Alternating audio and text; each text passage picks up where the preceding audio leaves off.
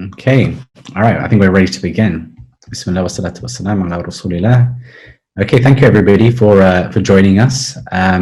This is a joint initiative between CAGE, TNI and CAMPAC in order to really try and understand a little bit about the implications of the pandemic. Some of you will be aware that CAGE has written a report recently about exploiting a pandemic. So, you know, some of you will be able to kind of go to our website and look at that. But I just wanted to share some initial remarks before I introduce you to our two wonderful speakers. The response to the coronavirus pandemic by governments and the public worldwide, you know, has really shone a light on two very different worlds. We have seen an exceptional outpouring of support, solidarity and mutual aid, and an extraordinary ratcheting up of surveillance and policing. What awaits us post-pandemic will be very different from the one that existed before. But exactly what that world looks like will be determined by the struggle between these two very different visions. As CAGE's report Exploiting a Pandemic, the security industry's race to infiltrate public health has shown, the forces of security and counter-terror industries have been working to find their place in this new context. It is vital, therefore, that the public and civil society in Britain and beyond develop a wide-ranging, coherent platform and demands for post-pandemic society to provide a real alternative to the failed status quo and turn away from the security and surveillance of the past 2 decades. Some of the key themes that we pick up in the report, for those of you who are interested in it, we look at the Coronavirus Act that was passed in March and some of the implications from that act. We also talk a little bit about the contact tracing app. You know, many of you will be familiar with the fact that it's now been scrapped at a cost of £12 million. But there's some really important questions to be asked about the way in which the data from the app is used and how you know, it fits into a whole architecture of security, surveillance, and even surveillance capitalism. There's important questions about technology with, you know, kind of the private sector. We've seen companies like G4S, Serco, and Palantir being courted by the government in order to enter into contracts which can help the government with the contract tracing systems. So there's some really important questions that have to be answered about what the implications of those negotiations and contracts are. And then finally, you know, especially in relation to CAGE's specific area of work, there's some very important questions on how programs like Prevent and counter extremism generally are trying to really move into this area of thinking about the pandemic. So I think that it's important that we really think about these things. We've got two wonderful speakers who are going to help that. So to introduce them, we've got, I think Radha has gone offline, unfortunately. But to begin with, we've got Ilyas Negdi.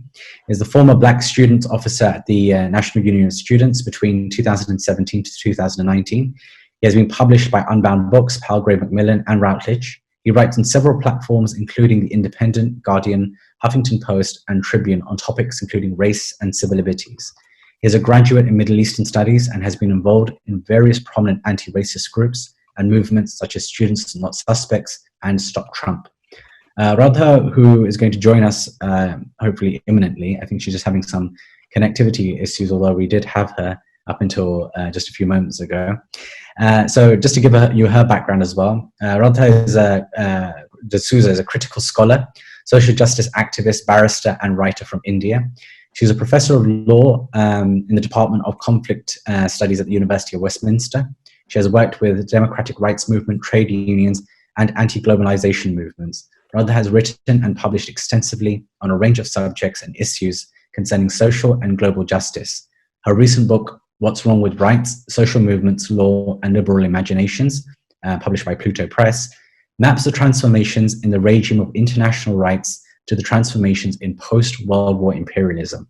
She has written on activism and the security state and on militarization in South Asia and ethno-national conflicts. Her most recent article, Law and Development, From Company Raj to UN System via Indirect Rule, examines how legal principles of colonial governance have come to be elevated as international law, which actually sounds really fascinating. I'm looking forward to getting into that piece myself. So this event is sponsored by the wonderful organizations CAMPAC, the Campaign Against Criminalizing Communities. It was formed in 2001, involves human rights activists, lawyers, journalists, and communities which find themselves targeted by so-called anti-terrorism legislation. And also the Transnational Institute, which is an international research and advocacy institute whose mission is to strengthen international social movements with rigorous research, reliable information, sound analysis, and constructive proposals that advance progressive democratic policy change and common solutions to global problems. So what we're going to have is our speakers just giving contributions for a few minutes, and then we'll get into some pointed questions by myself, and hopefully into a larger discussion with the participants as well. Hopefully you guys will be able to ask some questions, which we'll take the time to answer. So Ilyas, it's just you right now, so I guess you're up first. Ilyas, before you begin, sorry, I thought you were there. Okay. Yeah, there's a pop-up message that says the host has shut off your video. Okay. Host has switched off your video. That's the message I'm getting. Sure, let me see if I can fix that for you. Anyway, you can start, Ilyas, in the meantime. Thank you. We'll sort this out for you right now. Okay, there we go. Thank you, Radha, for alerting me to that. You should be able to share your video now. But Ilyas, please do begin. Yeah, thank you very much for that introduction. So I'll try and keep this initial contribution brief, just because I'm looking forward to hearing what the other panelists have to say. And also, I've sort of joined a little bit last minute, so I've just put some notes together in terms of where I'm looking at this from, in terms of the topic at hand. So over the last few years, I've been mainly active within working on doing activism around surveillance and securitization within higher education. So on campus, online, and within the context of students in high school, further education, and particularly in higher education. And this is something which we see coming into fruition in various forms within the university sphere especially. We know that over the last few years, since the Counterterrorism and Security Act came into place, but even before that, the prevent duty has become increasingly entrenched within the spheres of education, to the extent that year-on-year Home Office statistics show that the main reporting and referrals to prevent come from education. And we also know within higher education the impact that the hostile environment has had, not only in terms of the mobility of students and staff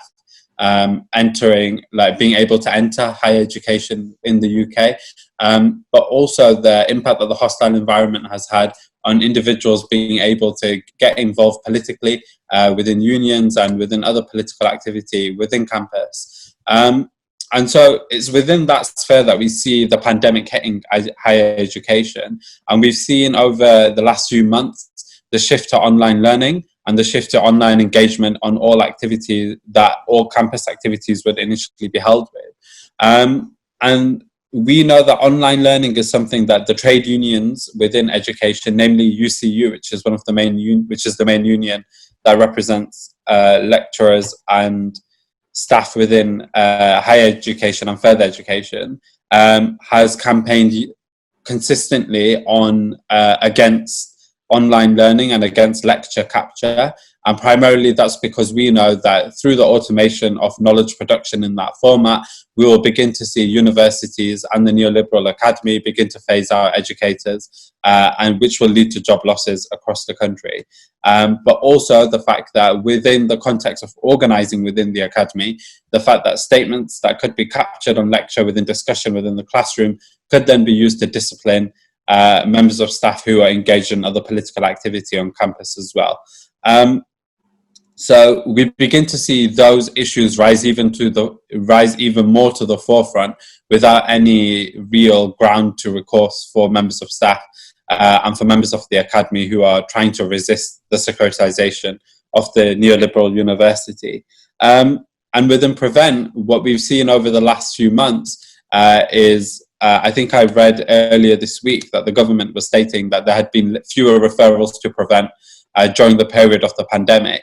and that they were worried that a lot of people who their usual safeguards would capture within the framework. Many of, like, as all of us realize, through the bad science and the bad practice of Prevent, means inevitably those who are innocently caught up in Prevent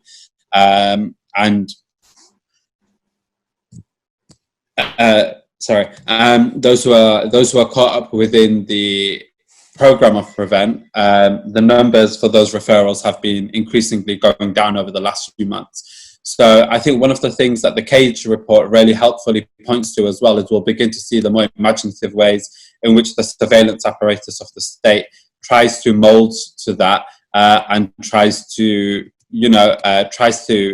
bring itself and entrench itself within the online sphere increasingly and rapidly over the next few months in order to prepare for what the next year might look like, as many organizations are now increasingly looking to move online. So I think that's where I'll sort of end my contribution for now, and yeah, hopefully we can pick some of that up in the discussion.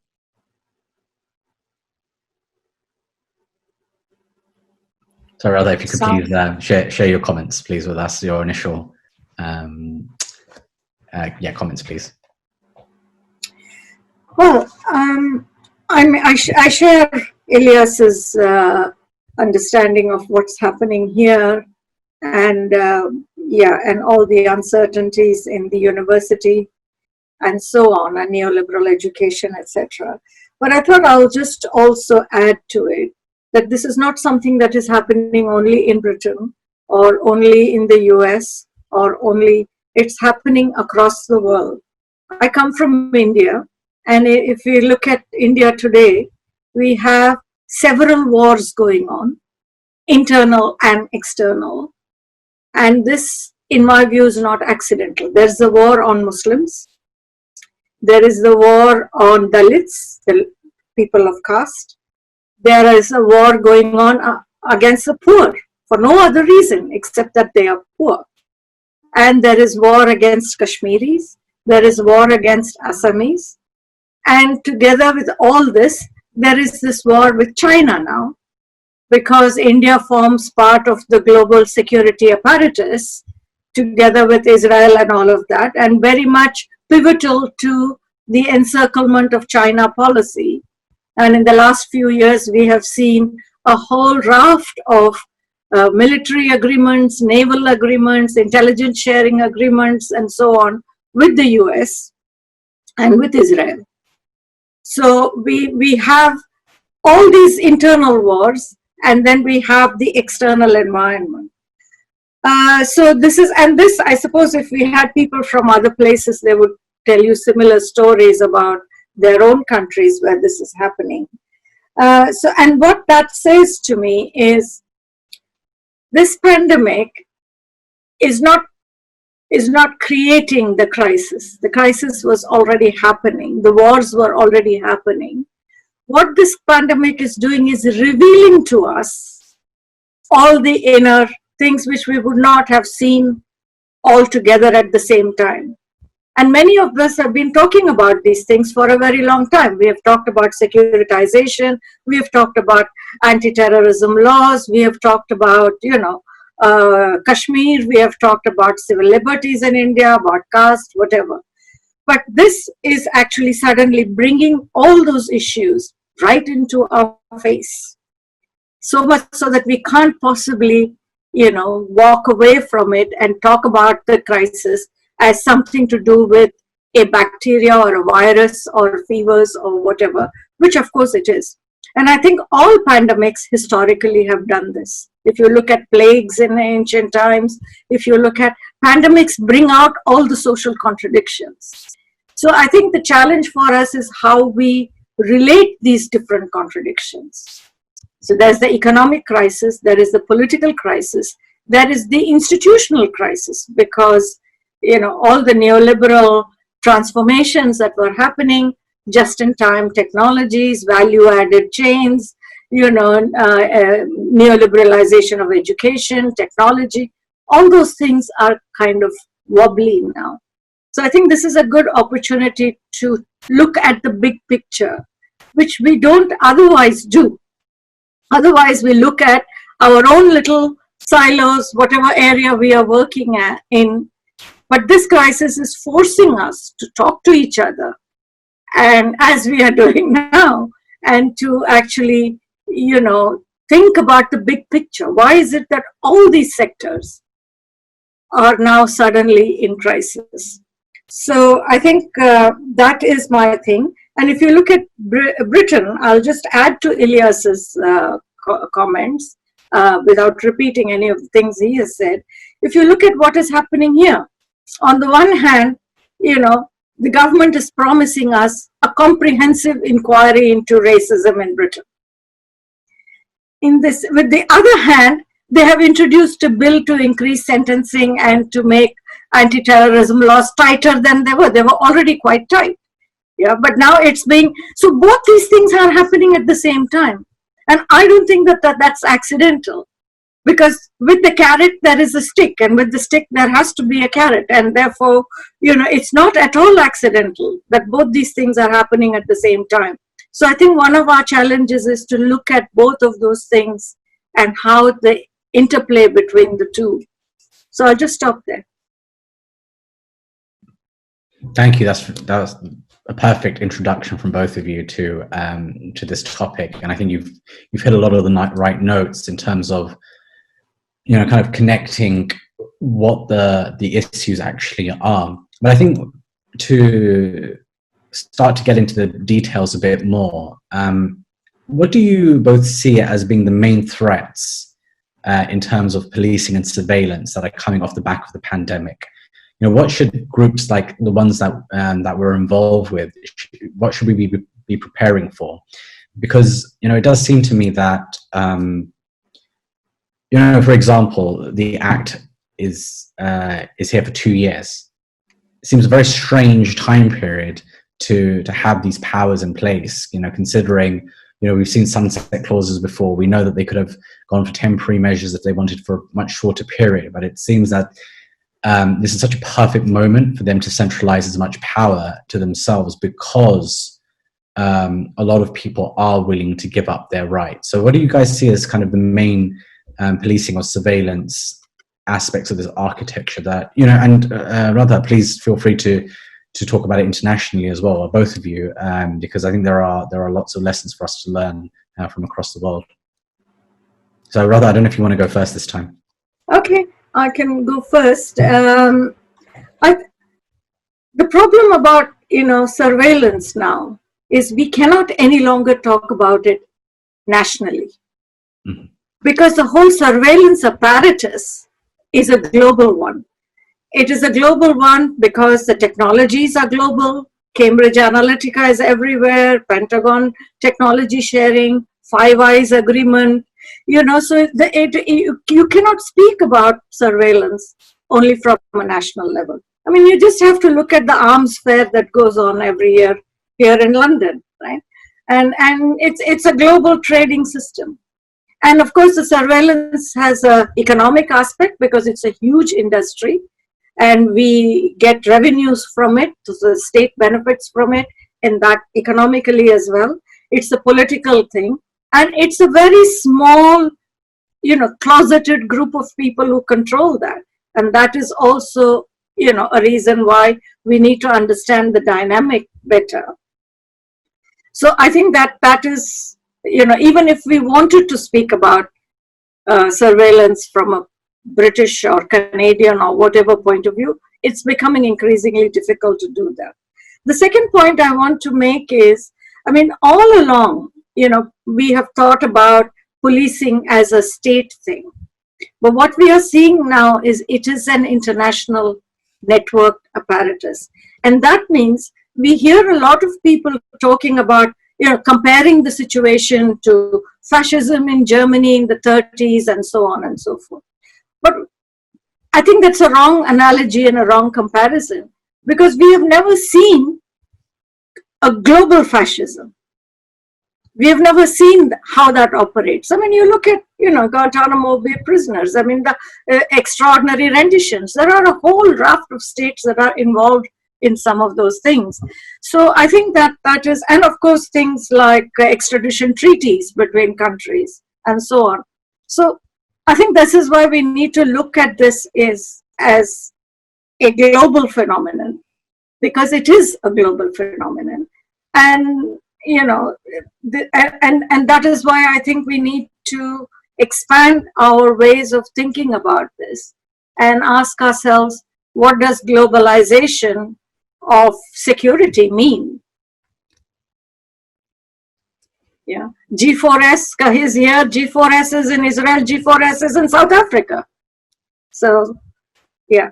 Absolutely, that's that last point in particular is so important, you know, especially when we consider the privatization aspects of this. But yes, please go ahead.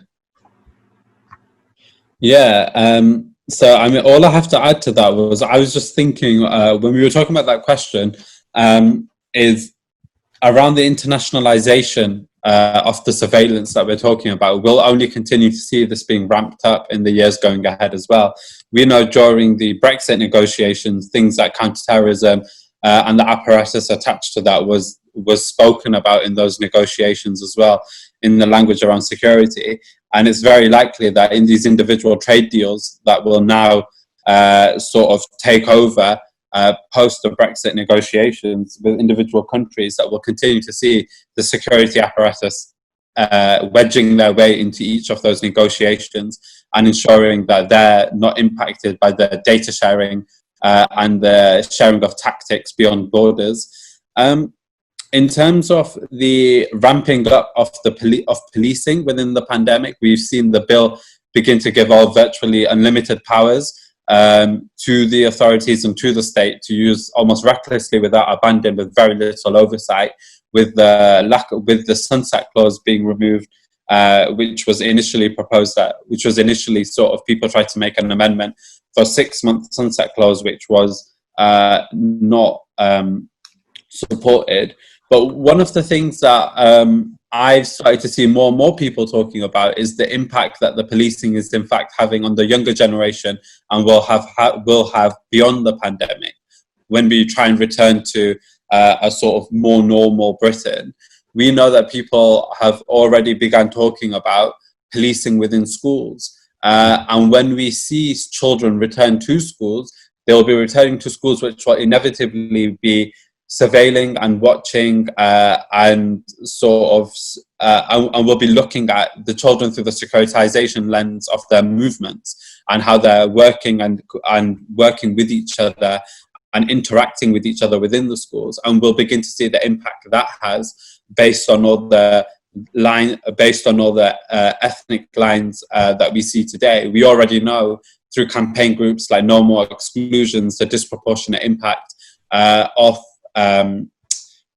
things like exclusion, suspensions, pupil referral units, the impact that has not only in children's journey through the education system, but the impact that has on people beyond the education system as well. And it's very likely that we'll begin to see, when teachers are surveilling and monitoring and policing children's interactions within the playground on the classroom, we'll see the impact that has on these students as well.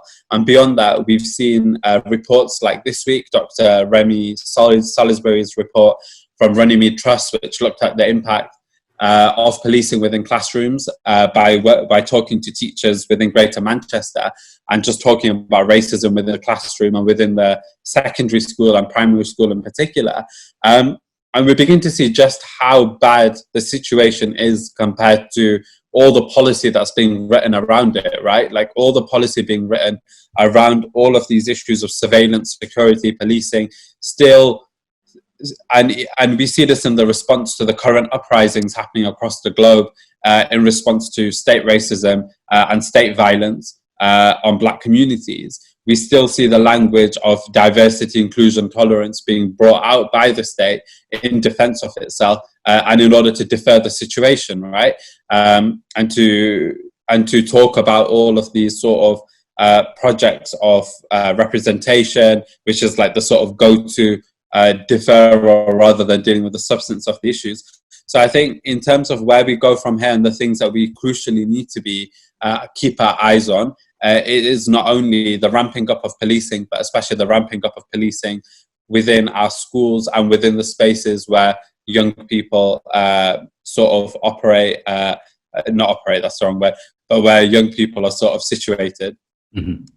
Thank you. I mean, actually, I think, what you're saying really drives home for me, because I just recently finished Alex Vitale's book, The End of Policing, and he talks a lot in there about the way in which police are used in schools in the US. And it's really quite horrifying, actually, when you think about not only the extent that they use, but the extent to which they are integral to that school to prison pipeline. And the ramping up of it. So if we're saying now that we're going to bring in something similar into the UK, into our classrooms, which of course is already happening, but ramping it up even further, and let's be honest, it is going to impact on working class communities more than it is going to anybody else, and especially on people of color, because we've already seen how that's operating in relation to prevent.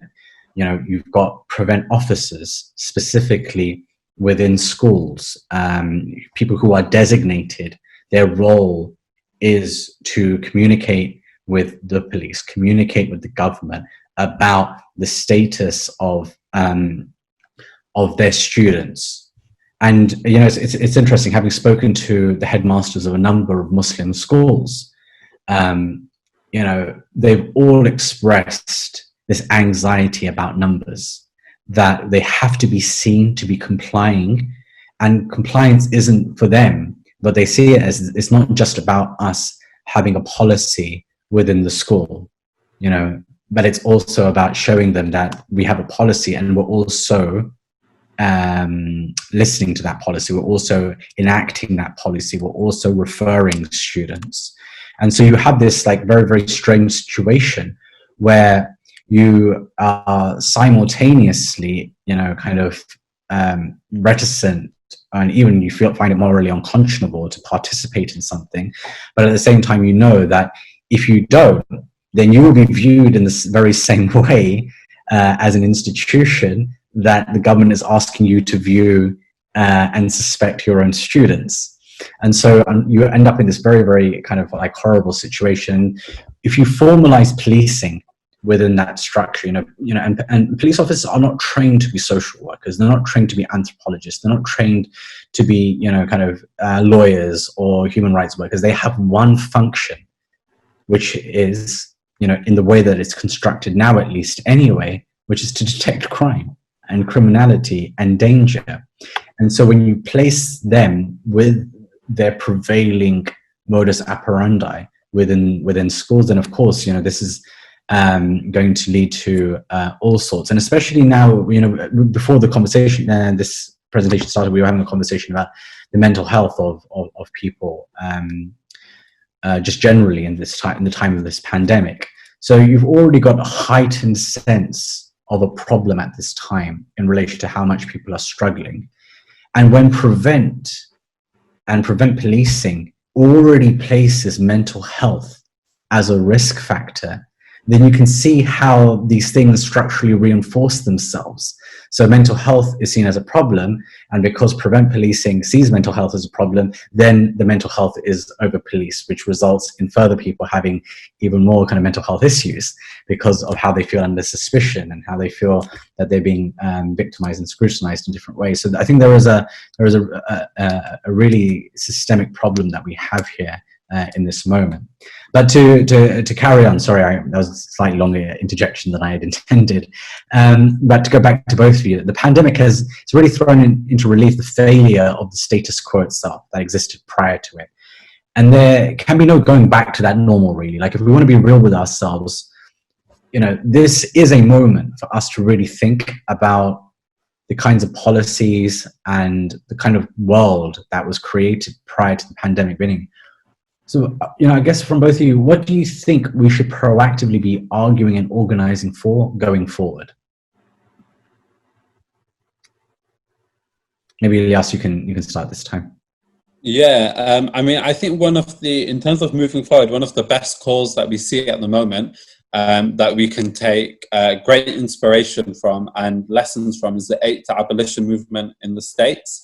So the 8 to Abolition movement in the States is sort of taking back from the liberal reformist program being put forward in terms of small changes that could be made to make the policing state, to make policing less racist, as if that's possible in terms of the function, the origin of policing in and of itself.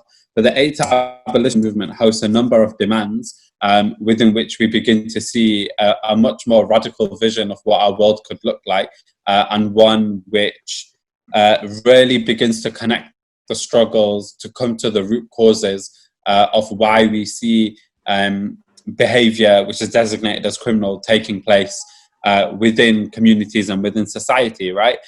So whereas the reformist program might look like increasing the number, creating a more diverse police force, and doing more in terms of community outreach and all of those things, the 8 to Abolition program has in it the key principles of radically changing our society, of talking about removing policing from schools, defunding the police, investing in community self-governance, but crucially also linking it with the key other issues that we know leads people to engage in behavior which is designated as criminal, such as providing safe housing, giving people the conditions within which they can secure employment and secure work, and things like that. So I think those are the movements right now that I'm probably most inspired by, and I think we should be organising around in the UK.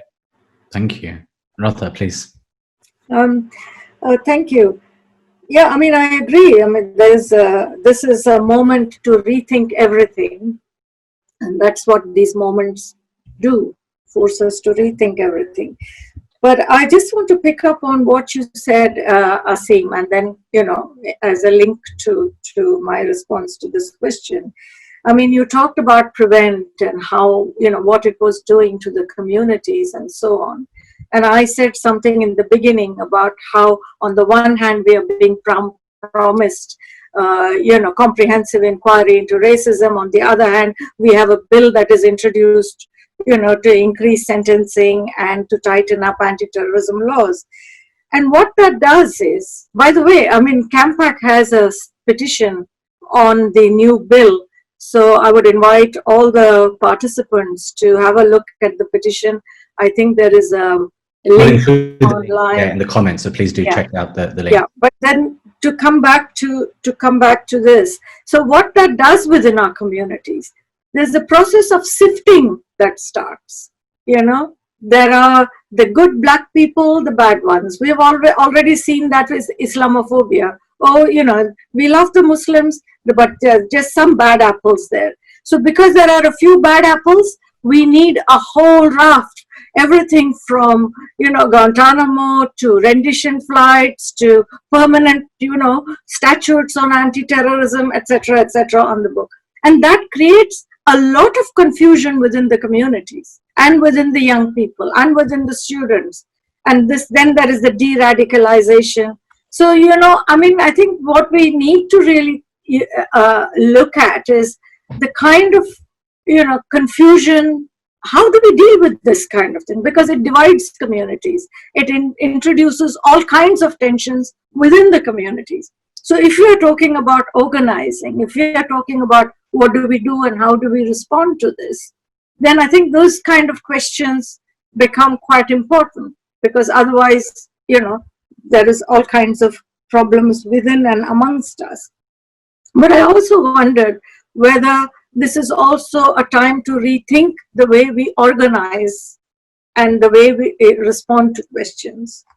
And some of the thoughts that or issues that we could think about is really building a culture of coalitions where we come together, whatever your area of work, whatever your, things that you're working on, but on issues, common issues, and especially on issues that are structural, institutional. We come together and develop that consciously as a culture, that we will, ask people to come and join us in whatever we do, so that there is that whole thing without merging organizations or identities, etc. So I think that is something to think about. But it's also, I think, what COVID is forcing us to do, because everything now is online, and online is not a community. I mean, yes, it facilitates, we are having this conversation. And so it's forcing us, perhaps, to actually go back to the real community, our neighborhoods, where we can still meet people, and talk to people, and perhaps rethink a different way of organizing around this. We can meet in our commons, in our parks, in our gardens, without getting onto a tube, and have some sort of, activities that will humanize the responses. And of course, there is always a supportive technology, etc. So those are, I think we need to think much, much more creatively about how we work. I mean, I think that last point in particular, it definitely strikes home for me. I've definitely had many more conversations with my neighbors in the last 4 months than I have in the last, 7-8 years. So there's something about that as a moment. And of course, because the government's response to the entire pandemic is so inherently political, and because it's so tied to ideas around race and class and the structural inequalities that we have in society, that actually those conversations with my neighbors had been much easier than they've ever been, because people are thinking about these things themselves, because they're worried about their own economic situation, because they're worried about family members, because they're worried just generally about how the government's responding. That I think it's opened up a lot of more conservatively minded people, especially in the area that I live, to maybe different narratives that they otherwise might not have considered in the same way before. So, I mean, I think there are opportunities with this. Saying that, and the next kind of question I want to put to both of you, I've got 2 more questions left, I think, that I'd like responses from before we open it up further to the participants. But civil society has increasingly become a sphere that relies on substituting organizations and NGOs in place of regular people organizing for change. And in building a proactive vision, this model, in building a proactive vision, this model will not be enough. Going forward, how can groups like ours build support around our ideas on a more kind of mass basis, I guess? I know you guys have both touched on this a little bit, but maybe if you've got some further ideas on how to build that support in more meaningful ways, that'd be great. Martha, maybe you can start this time. Yeah, okay. I think one of the fascinating things about, the neoliberal reforms, and indeed about liberalism itself, which is the foundation of our social thing, is the kind of linguistic jugglery that goes on. And that really, misleads and confuses people, and then we have spent so much time unpacking it. For example, civil society. Well, what is civil society? Yeah, but because it is associated with society, and because we value society, and we see society as communities, and we think that civil society must be something like that. But civil society is, actually about organizations that, canvass or lobby for their interests, which some of it, of course, we do, but we are not, we are not comparable to, say, the technology lobby or the arms lobby or the, some other lobby that kind of tries to capture governments and to get them to amend policies, etc. Because even though some of us may do a lot of lobbying, it is still based on people, real people, and their problems. So it's not like, it's not a profit-oriented kind of thing. But because people don't recognize those distinctions, I think we then mix up society with civil society. And I think that's one of the big problems we have.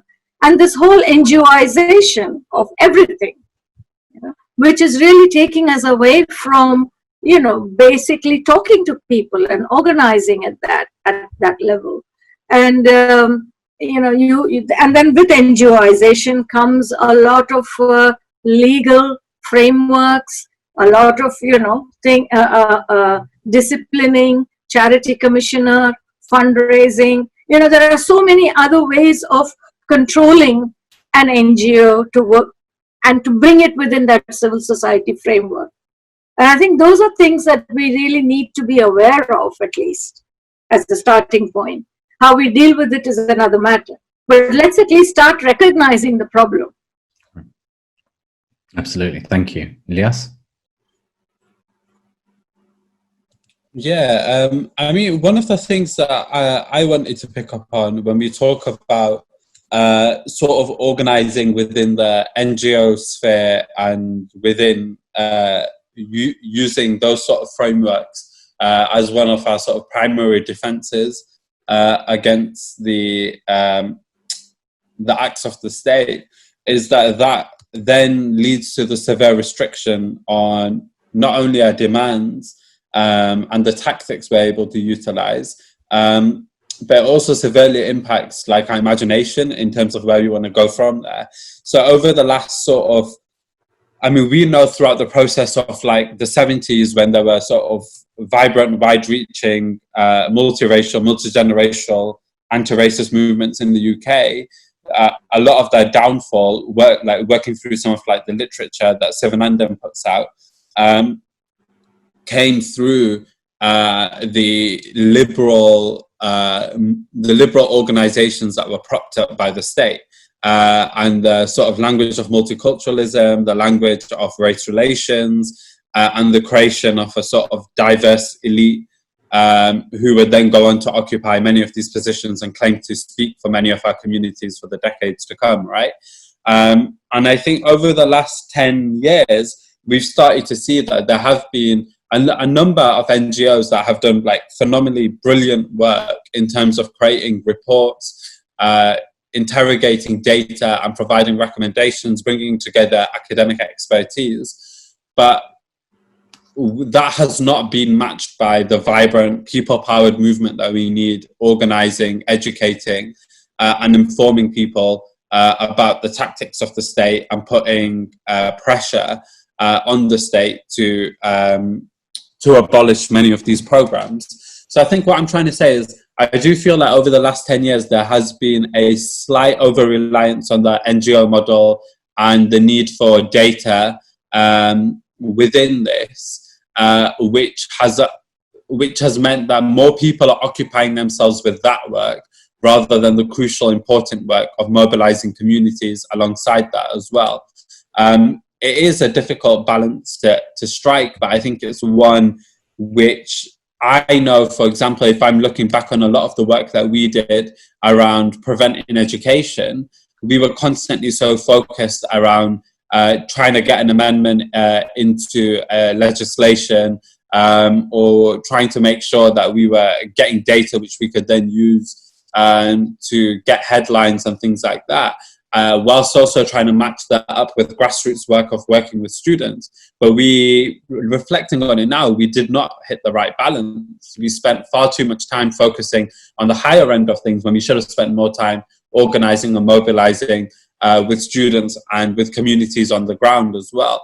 So I think we do increasingly need to start to think about what an alternative to the NGO model looks like. And we see that model of insurgency and sort of grassroots mobilization having an impact when we look at things like we could take inspiration from movements like the insurgent trade unions and others who have had huge impacts within winning for their members, especially within London, where they're like mobilizing staff such as sort of porters and security staff and people who are primarily left out of negotiations around securing fair wages and contracts, who through insurgency work are mobilizing without thinking about, sort of negotiating and trying to win just through negotiating with the top. We're just doing the work of mobilizing people, organizing them and coordinating for mass strikes. And I think those are the sort of tactics when we look at insurgency action that we should be more looking towards for the years going ahead. Whilst we know that the NGOs and that model can be useful, it can't be the primary mode through which we operate for the years going ahead, because otherwise our victories will look like narrow legislative amendments as opposed to the wide-scale arguments and proposals we see that we need in order to shift the world radically. Thank you. I mean, those are such great points from both of you. And absolutely, I feel your concern about the way in which, I guess, in some ways, the NGO sector compensates for the failure of government, because what they rely on is our care and concern for our own communities. It's actually the capital that they rely on, knowing that we have this love, care, and affection for so many people who are underprivileged, who are left behind, that they can afford to allow us to pick up the slack where they mess up. So, for example, the proliferation of food banks, which is a matter of not just national but international disgrace, right? The fact that there has been such a need for them. And of course, what we all do is we subsidize the government by participating in it. But of course, we also recognize that it's necessary as well. And so we're constantly caught in this bind of wanting to help, of wanting to assist, of wanting to show care and affection to all of our communities. And then, of course, at the same time, we have to recognize that that helps the government out of a very difficult situation, which is they can say that, well, people aren't, suffering at the end of our policies. So it's a hard one. We have less than 15 minutes left. I did have another question, but I'm not going to ask it in favor of getting to the questions from the participants. But if you could just bear in mind some of the social media aspects of kind of surveillance during this time of pandemic, if it comes up in any of the questions, that would be, I think it's quite important for us to be reflective of how social media is being used at this time. That would be great. Let's get to the questions in the Q&A box that we have. So the first one is from our friend from Campak, Mohammed Al-Mazi, who asks, so there's a question to the host and panelists: to what extent have concerns over intrusive pandemic-related surveillance encouraged cross-community empathy? And to what extent is it still business as usual with each group still in their own silos? I mean, that's a great question. It's important, I think, an important one for all of us to answer. But please go ahead, both of you. Do you want me to start with? Yeah, go ahead, Ilyas. Yeah, why not? Yeah. This is a really fascinating conversation, which I guess is even more pertinent based off sort of Labour and Twitter discourse over the last few hours. Mm-hmm. And I think over this period, and I think especially in this most recent incarnation of the global uprising, again, the global Black Lives Matter uprising, is we can begin to see just the impact that a coalition of organizations can have. I think one of the key things, and this is again sort of going back to that point that I was making in the last round, is one of the key points being brought forward by organizers this time is, for so long we have spent our time so focused on discrepancies and disproportionalities and talking about the way in which injustice impacts all, but might impact us in different ways, that we actually forget to talk about the injustice in and of itself. And this is, again, this is the tactic of the state from the 70s in the modern day.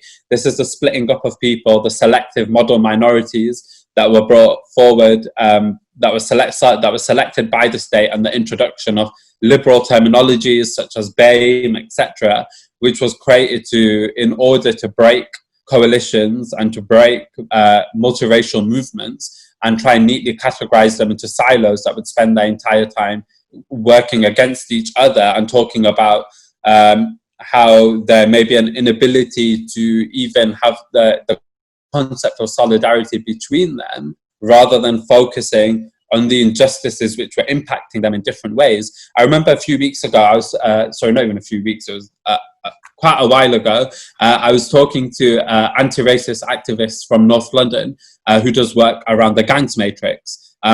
And who was talking about the way in which data is manipulated by the authorities in order to specifically criminalize Afro-Caribbean young men and women, but primarily Afro-Caribbean young men in that area.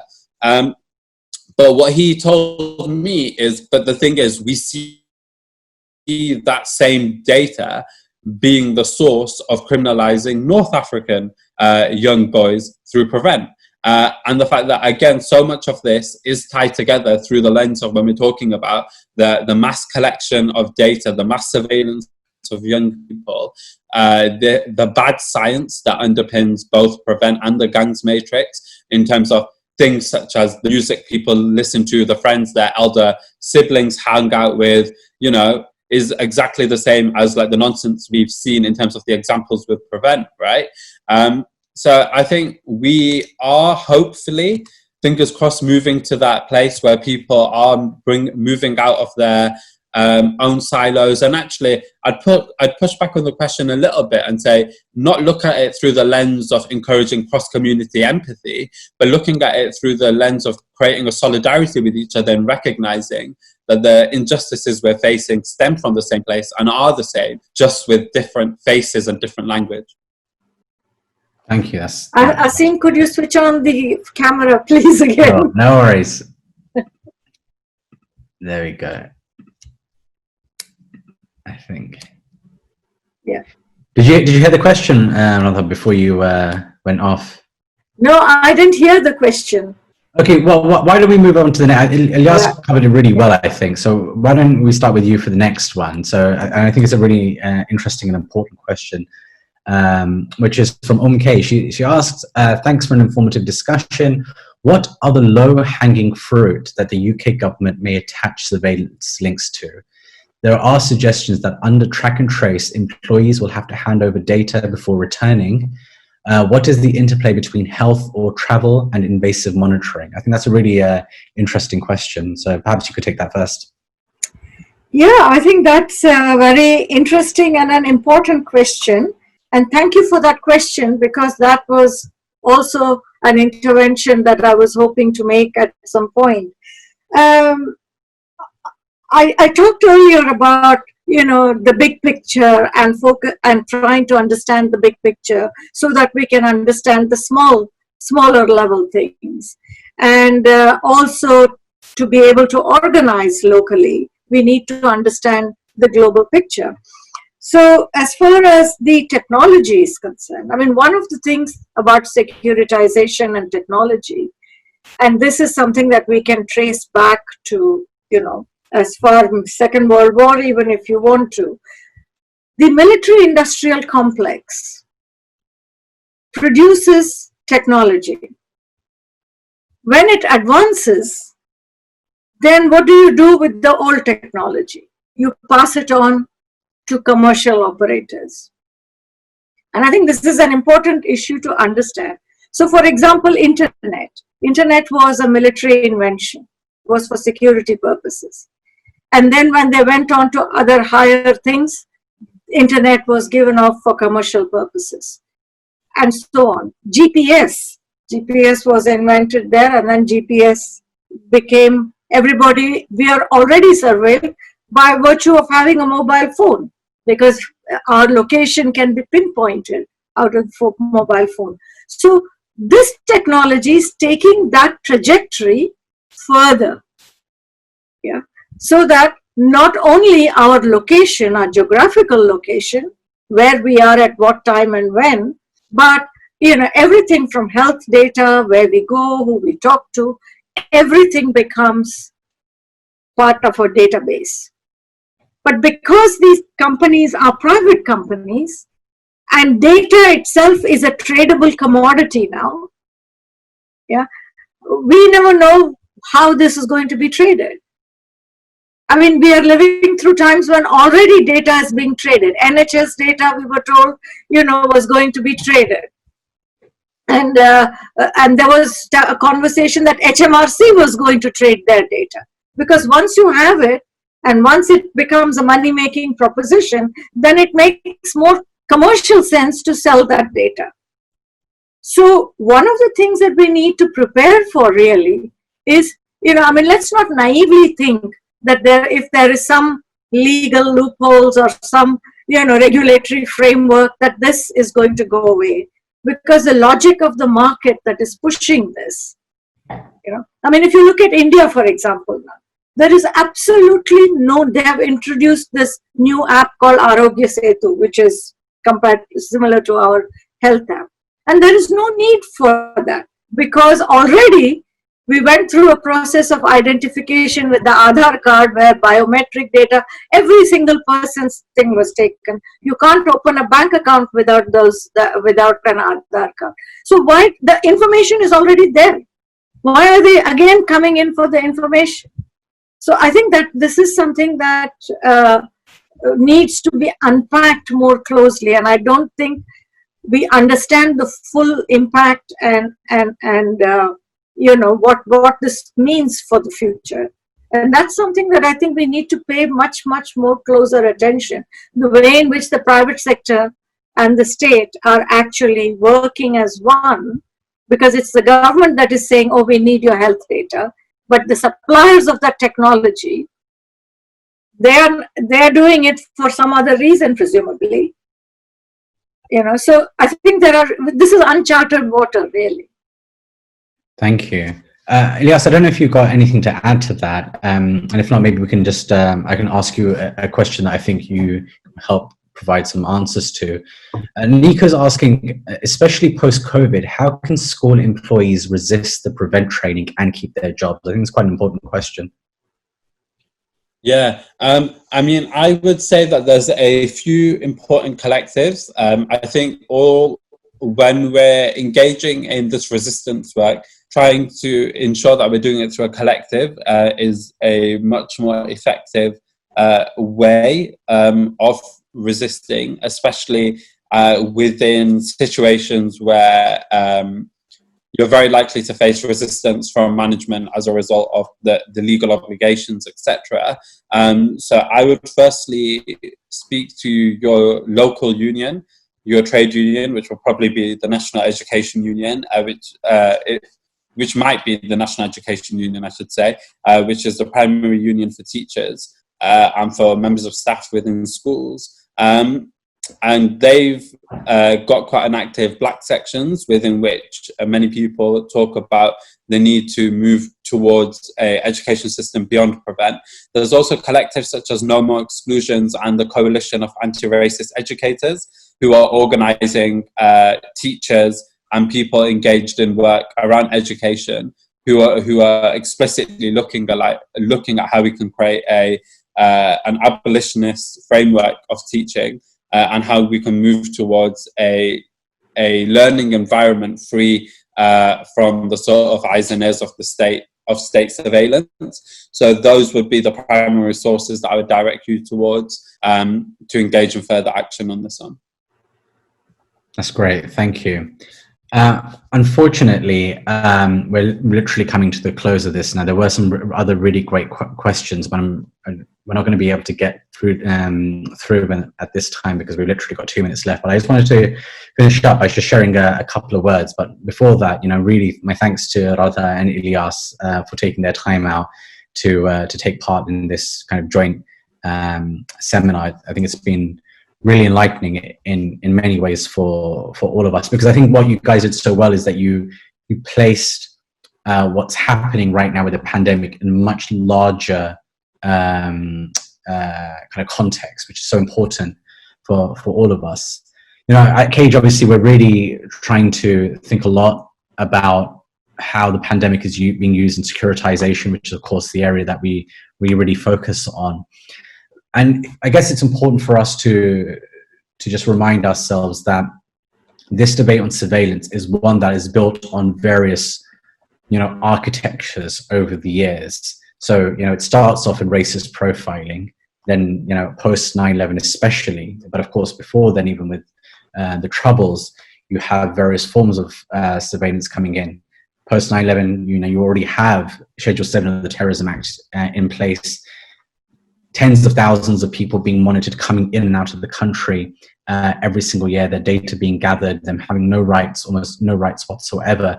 So you have the infrastructure in place which these moments build on, and the pandemic is building on that. And unless we remind ourselves that that architecture was rooted in kind of racist pathologizing of first, you know, the black community, and then of course specifically with Muslims in terms of the context of the war on terror, then we're not really going to understand what the significance and the potential impact and harm could be. You know, of course, we have the Commission for Countering Extremism now that's really doing its best to take advantage of this moment, trying to link its own work to countering Islamophobia, but really talking about these days the far right and, you know, conspiracy theories and whatever else. And it's important that we also, you know, we don't just play into the game of just because somebody has started saying a few things that sound right, that we start engaging in these problematic institutions that are part of the system of structural racism. So I think I'd want to make that point as well. But I think, you know, lastly, this conversation, I think, is a bit of a wake-up call that, you know, the organizations that are working on these issues, that we do have to be better at coming together. I think this is just a very, very, very, very, you know, kind of small start on the process of doing that. Of course, we've been in touch and doing many things together over the years, but, you know, if we're serious, as you guys have mentioned yourselves, about organizing, then it's got to be more than Zoom calls, I'm afraid, for all of us. So again, my thanks to our two speakers and to all the participants for staying with us this whole time. We pretty much consistently had around 50 people listening the whole time. So I hope that it was beneficial to you. You know, do follow the links that we posted up, and, you know, hopefully you'll find a lot more information there. Thank you again from all of us at Cage. All the best. Thank you. Thank you, Asim.